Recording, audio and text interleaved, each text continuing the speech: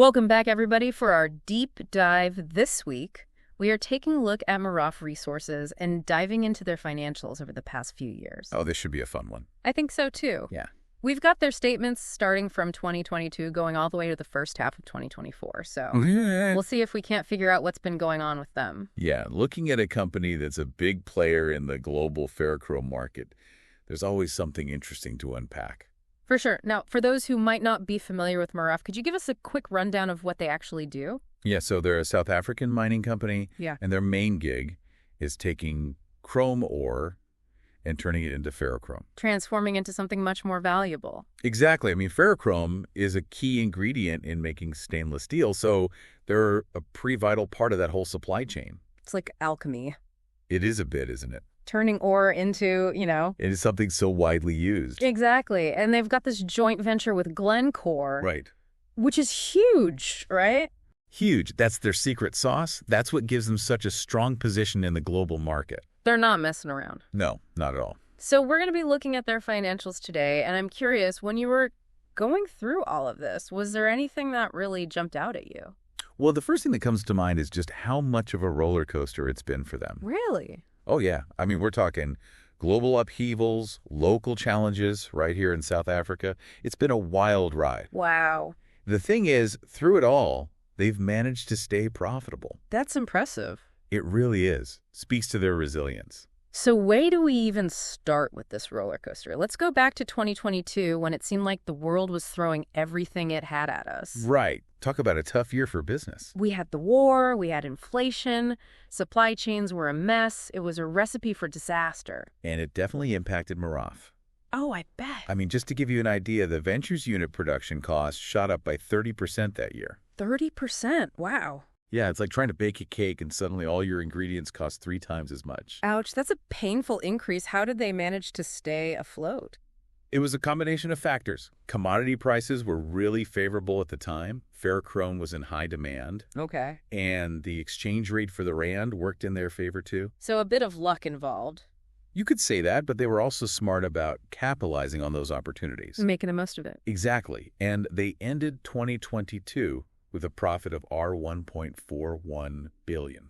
Not bad. Not bad at all, considering the circumstances. Right. A profit's a profit. That's right. But as we know, you can't ride a wave forever. What happened when things started to shift in 2023? Things definitely got a bit more complicated. Well, especially with those rolling blackouts we had in South Africa. Oh, tell me about it. A real energy crisis. It was a huge challenge for a company like Merafe. I mean, their whole operation relies on having a stable power supply. Yeah, how did they deal with that? See, that's what I find really interesting about them. They didn't panic. They dipped into their cash reserves, which were pretty healthy, thanks to that profitable 2022. Smart move. Right. And they kept paying dividends to their investors, which I think sent a strong signal. It definitely shows confidence. Exactly. Like, we've got this. So they're playing the long game. Absolutely. Did they make any other big moves that year?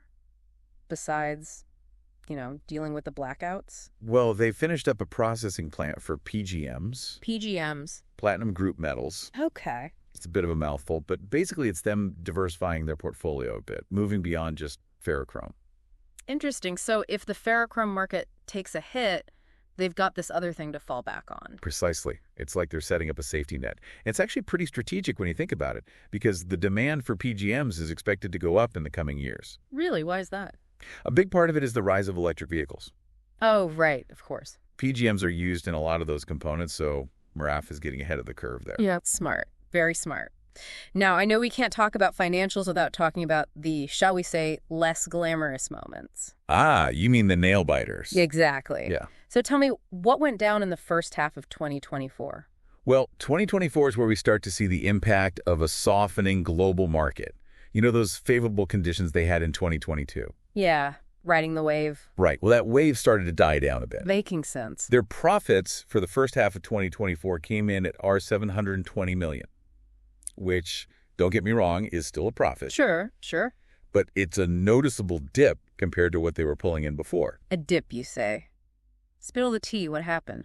A couple of things. Remember how we talked about those high commodity prices in 2022? Yeah. Well, those started to normalize mainly because of increased ferrochrome production in China. Ah, so more supply means. Lower prices, exactly. Classic economics. It always comes back to supply and demand. Did that impact their chrome ore business at all? Yeah, unfortunately, chrome ore prices also took a bit of a tumble, which could squeeze their profit margins even further if it keeps up.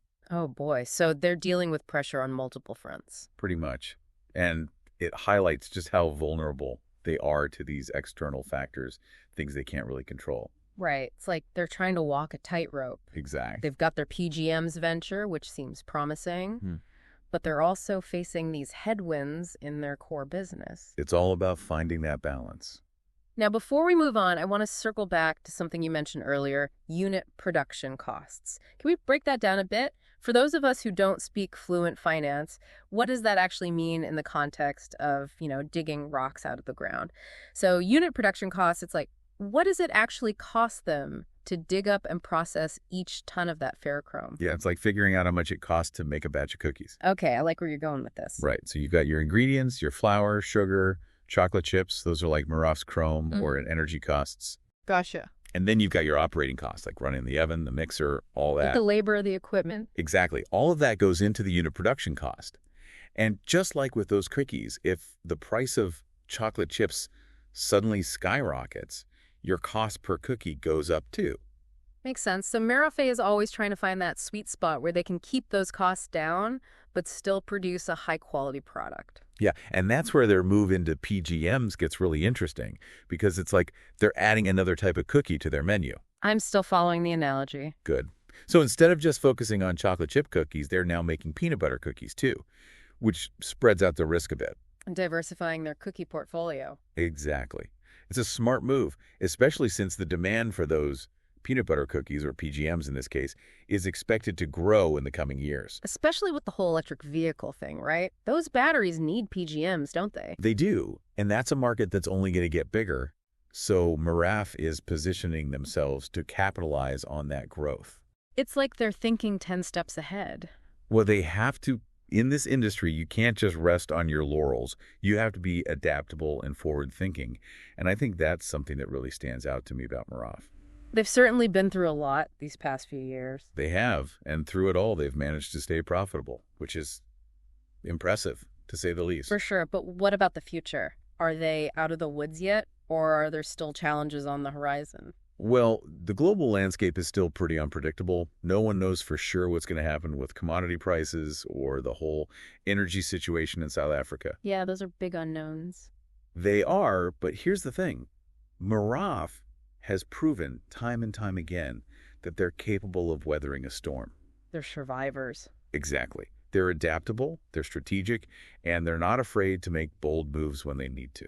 So what you're saying is don't bet against Merafe. Let's just say I'd be cautiously optimistic. They're definitely a company to keep an eye on. I think that's a great note to end on. Cautiously optimistic. Sounds about right. Well, this has been a fascinating deep dive into the world of Merafe Resources. I agree. It's amazing what you can learn from just digging into a company's financials. There's always more to the story than meets the eye. Absolutely. And to all of you listening, thanks for joining us on this journey. As always, we love hearing your thoughts, so feel free to reach out and let us know what you think. Yeah, what jumped out at you? What surprised you? We're all ears. Until next time, happy investing, everyone.